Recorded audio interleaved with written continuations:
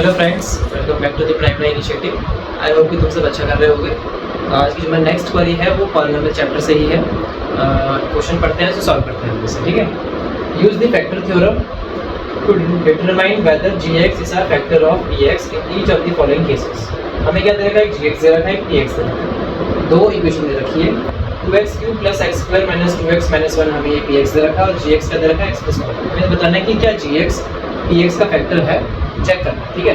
कैसे चेक करेंगे, कुछ नहीं करना, बस यहाँ से तुम्हें पहले gx की वैल्यू निकालनी पड़ेगी, gx का 0 निकालना पड़ेगा। तो gx का 0 है, फिर उसके बाद जो भी 0 आएगा उसको इसमें पुट कर देंगे। अगर इसका आंसर भी 0 आता है तो इसका मतलब gx is a factor of px।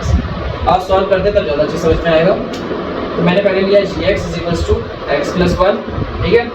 gx = x + 1 ले लिया। अब मैं क्या करूँगा, मैं यहाँ से पहले x की वैल्यू निकालूंगा। क्या करके, x + 1 को 0 के इक्वल रखूँगा। ये हम करते आए अभी प्रीवियस क्वेश्चंस में, है ना, ये ट्राई करते आए। हम जैसे यहाँ पे x की वैल्यू निकालेंगे, +1 है, उधर के -1 हो जाएगा। तो हमारी x की वैल्यू क्या आ गई, -1। तो 0 of gx क्या आया हमारा, इस -1, ठीक है।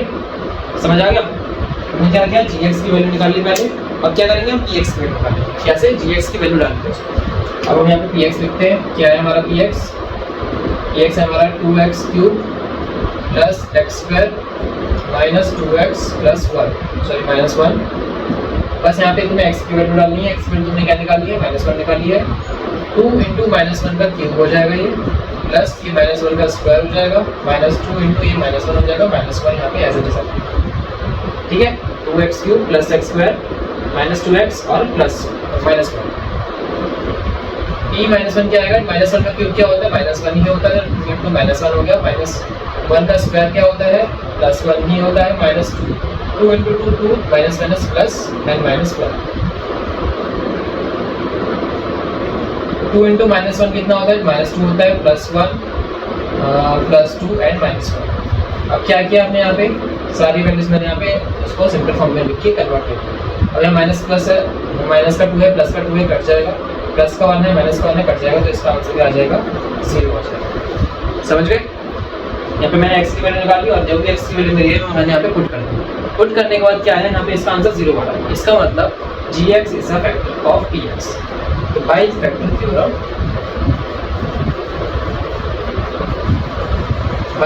Theorem, gx is a factor of